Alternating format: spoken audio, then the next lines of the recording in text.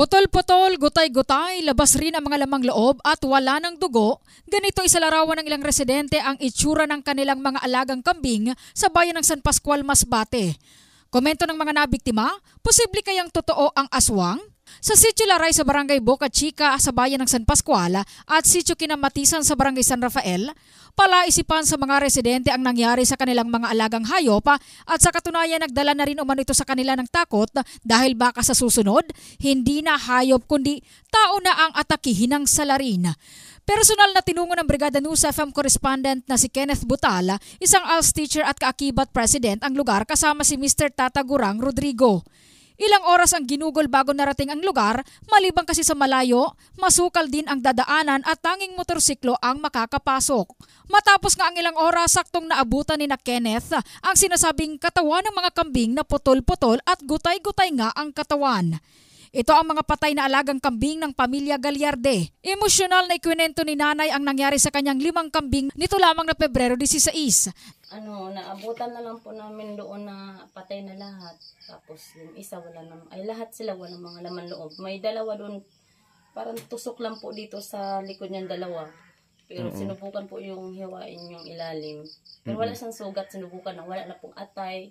Pati yung may tawag sila dito sa loob ng tiyan, wala na rin. Wala nang lamang loob. Tapos durug-durug po yung buong laman niya. Ayon naman sa kanyang asawa, nakita niya mismo ang salarin bandang alas 4 ng hapon at batay sa kanyang kwento. Hinila yung lubid. Oo. Mga ilang aso po yun? 3 po, sir. Pero hanggang baywang, sir, yung ano niya, yung tangkad niya. Hindi, sir. Kasi pag normal yung aso, sir, yung balahibo kasi, di ba, plain yung balahibo niya. Oo. Ngayon yung balahibo, sir, nakatayo yung balahibo niya eh. Nakatayo. Kinakalabutan ako, sir. At dahil sa pangyayari, napagpasyahan ng mag-asawang Galyarde na maging ang kanilang alagang kalabaw ay itali na lamang malapit sa kanilang bahay dahil sa pangambang ito na ang susunod na mabibiktima. Sa pagtanong-tanong ng Brigada News Team, napag-alaman na hindi pala ito ang unang insidente, maging pala ang pamilya Remolta ang nabiktima rin. Ayon kay nanay, sumisilik yung mga mata doon sa kanya. Ngayong kadi, ang ginawa niya, hugutin niya yung itak, palaba na siya doon sa... Si tatay? Oo. Ngayong kadi, natamaan niya yung isa. Ay iyang sinasabi sa Bisaya na sigbin. Samantalang tila nagkapare-pareho ang pagsasalarawan ng mga biktima dahil kahit ang mag-asawang Misa, natagpuan rin ng madaling araw na patay na ang kanilang 10 alagang kambing. Ayon kay Tatay Titing, nakita niya rin ang salarin na hindi umano normal na aso.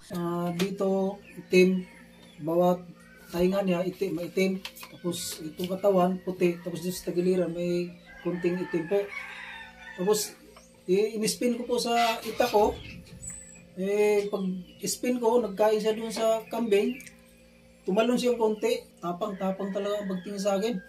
Punta ko doon sa kambing, binalik ko doon, mayroon din 2 na iwan doon, kabang pero ibang pakakabang niya. Dahil nga mas naging mainit ang issue sa barangay at nagdala na rin ito ng takot, ayon naman kay Kapitana Delia Coho, Barangay Captain ng San Rafael, nag-iisip na rin sila ngayon ng solusyon para mailigtas pa ang iba pang hayop at di na mabiktima. Mag-create tayo ng isang team para mapuksa kung anong hayop man ang gumagawa ng nagkakatay ng mga kambing na yan, ng mga hayop na yan. Yan ang report na hatid sa inyo ng Drive Max Adult Herbal Capsule, laging umaangat. Ito si Brigada Julie Rodriguez Belen, in the heart of changing lives ng Brigada News FM Philippines, the Music and News Authority.